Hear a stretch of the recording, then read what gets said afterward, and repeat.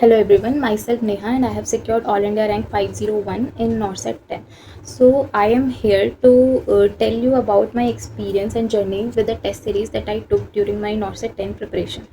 But सबसे पहले मैं आप लोगों के साथ ये शेयर करना चाहूँगी कि किसी भी एग्ज़ाम को क्लियर करने के लिए दो तीन चीज़ें बहुत इंपॉर्टेंट है। सबसे पहले तो कंसिस्टेंसी, आप कितनी कंसिस्टेंसी के साथ प्रिपरेशन कर रहे हैं अपनी। Second, revision is the key. And third, the type of question practice that you do, और वो एक अच्छी टेस्ट सीरीज़ ही प्रोवाइड कर सकता है आपको। तो मैं यहाँ पे कोई भी पेड प्रमोशन नहीं करने आई हूँ या किसी टेस्ट सीरीज़ को वो करने नहीं आई हूँ। ये मेरा पर्सनल और जेन्युइन रिव्यू है आप लोगों के लिए। अगर आप लोग इधर उधर भटकना नहीं चाहते तो आपको चाहिए कि एक ही बार में अगर आप अपना सिलेक्शन चाहते हैं तो ये जो टेस्ट सीरीज़ है, कॉन्सेप्ट स्टार टेस्ट सीरीज़, मेरे लिए तो it was a game changer. क्योंकि मेरा जो नॉर्सेट 9 था उस टाइम पे मैंने कोई टेस्ट सीरीज़ परचेज़ नहीं करी थी, जस्ट थ्योरी वगैरह से ही मैंने दिया था पेपर।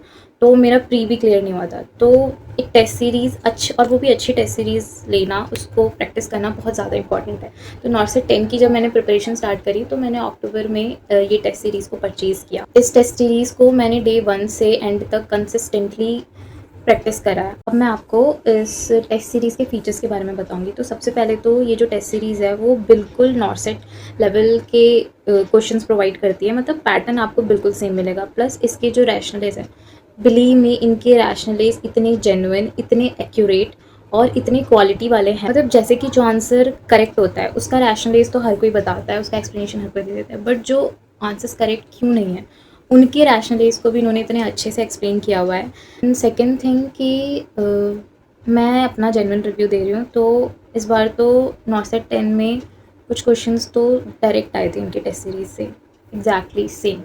तो आप समझ सकते हो कि ये टेस्ट सीरीज़ का लेवल क्या है।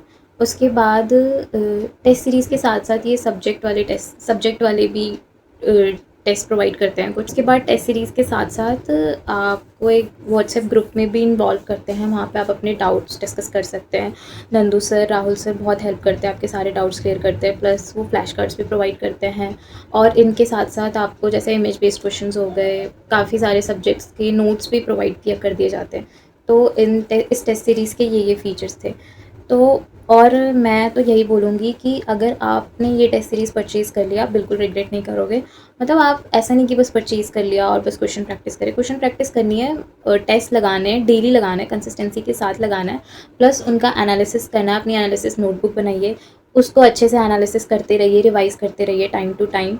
एंड तो यही सब चीज़ें हैं जो आपको सिलेक्शन की तरफ लेके जाएंगी। मैं अपने स्कोर्स की बात करूँ तो स्टार्टिंग में तो मेरा स्कोर बहुत कम आता था, बट धीरे धीरे ही स्कोर इंक्रीज़ होगा आपका जब आप अच्छे से प्रैक्टिस करेंगे।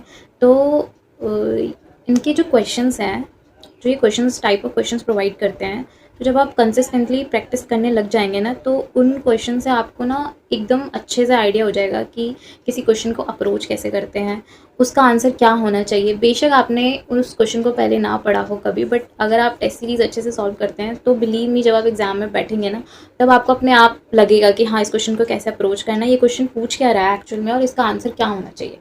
ये मेरा एक्सपीरियंस था, मैं अपने एक्सपीरियंस के हिसाब से बता रही हूँ कि मेरे साथ तो टेस्ट में यही हुआ था।